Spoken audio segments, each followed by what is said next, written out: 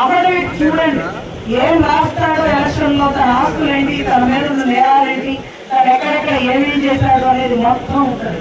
దాంట్లో ఇంచి తప్పు కూడా ఉండదు. పిల్లలు ఒక స్కూల్లో చదివించాలంటే 10 స్కూళ్ళు ఎంక్వైరీ చేస్తాం వాళ్ళ భవిష్యత్తు కోసం. 5 ఏళ్ళు మన భవిష్యత్తుకి ఓటేసేటప్పుడు ఒక నేరాన్ని తెచ్చి గద్దెనెక్కిస్తారా? హత్యా కారకానికి కీలక వ్యక్తిని తెచ్చి గద్దెనెక్కిస్తారా? అవినీతి పరిపాలనలో వేల కోట్లు దండుకుని గద్దెనెక్కిస్తారా?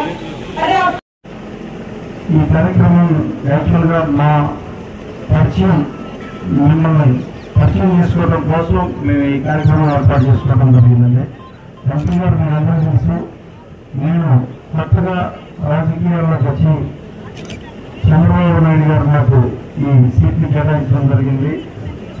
యువతకి ఇవ్వాలన్న మంచి ఉద్దేశంతో ఈ సీట్ని నాకు కేటాయించడం జరిగిందండి.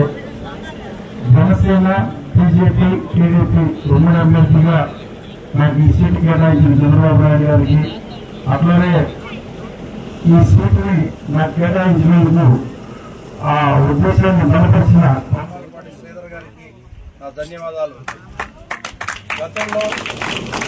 గతంలో కొమ్మలపాటి శ్రీధర్ గారికి మీరు ఏ విధంగా తోడ్పడ్డారో రాబోయే ఎలక్షన్ లో ఈ 40 రోజులు కష్టపడి నాకు కూడా అదే విధంగా తోడ్పడండి. మిమ్మల్ని వారంతా బాగా చూసుకున్నారో వారికంటే ఎక్కువగా బాగా చూసుకున్న బాధ్యత నేను తీసుకుంటాను. వారికి 3-4 ఉన్నాయి. మొదటిది మీ ఆశీర్వాదం, మీ పరిచయం చేసుకోవడం. ఆటవాడే అయినా ఒకసారి మిమ్మల్ని కలవాలి, కలిసి మీ ఆశీర్వాదంతో అడగాలి అని చెప్పి మీ ఎదురు కూడా ఇక్కడ రావడం జరిగింది.